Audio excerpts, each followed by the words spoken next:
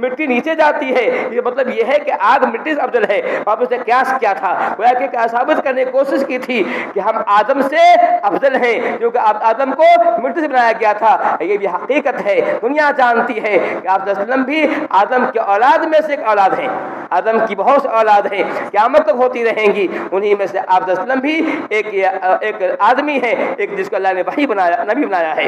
تو میں کہہ رہا تھا کہ آپ صلی اللہ علیہ وسلم بھی جیسے اور انبیاء آئے ہیں، آپ بھی ایک نبی تھے، ایک آدمی تھے اور نبی تھے، بشر تھے اور انسان اور نبی تھے۔ یہ اللہ تعالیٰ یہاں بتانا چاہتا ہے۔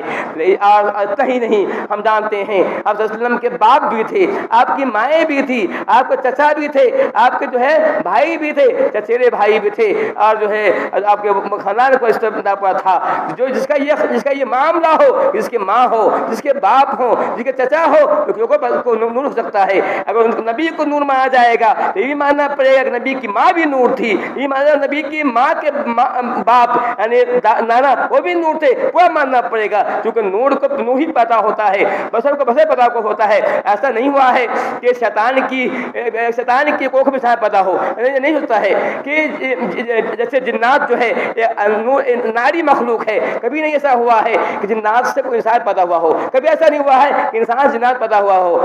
تو ہوتا ہے کہ صفت ہو سکتی ہے، برائی ہو سکتی ہے، لیکن پیدا نہیں ہوا ہے۔ جو نور سے نور ہی پیدا ہوگا، نار سے نار ہی پیدا ہوگا، اور بشر سے بشر پیدا ہوگا۔ دنیا کا طریقہ رہا ہے۔ پھر یہ اگر نبی محمد کو نور مانا جائے گا تو یہ ماننا پڑے گا نبی کے پورے خاندان والے نور تھے، نبی کے چچا، نبی کے 10 چچا ہوئے، نبی کے باپ، ماں اور پورا خاندان سب نور سے ماننا پڑے گا۔ لیکن ایسا نہیں ہے، ہم جانتے ہیں نبی صلی اللہ علیہ وسلم کے چچا جو ہے وہ نور نہیں تھے، انسان تھے، خاکی انسان تھے، مٹی سے بنے انسان تھے، گوشت پوش بنے انسان تھے۔ یہ وہ لوگ جو کہتے ہیں نبی نور تھے، وہ سراسر غلط عقیدے پر ہیں، غلط بنیاد پر قائم ہیں، ان کی بات صحیح نہیں ہے۔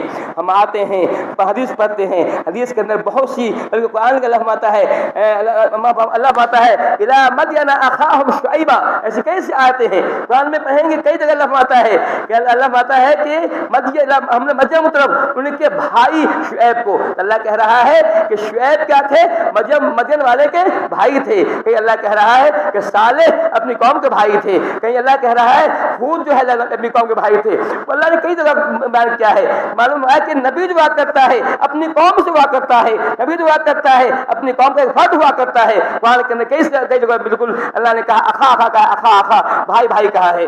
تو یہ کہنا کہ ہم یہ کہہ سکتے ہیں کہ محمد صلی اللہ علیہ وسلم بھی انسان تھے، محمد صلی اللہ علیہ وسلم بھی کسی کے بھائی تھے، کسی کے چچا تھے، کسی کے بھتیجا تھے، کسی کے شوہر، کسی کے باپ تھے، جیسے ہمارے سماج میں ہوا کرتا ہے۔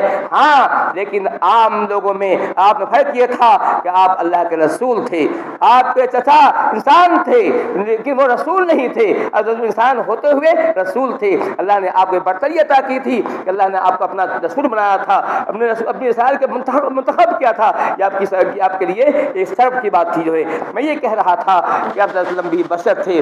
آئیے ہم حدیث پڑھتے ہیں، حدیث کے اندر بہت سی احادیث ملتی ہے جس میں صاف طور سے فرمایا ہے کہ میں بشر ہوں۔ یاد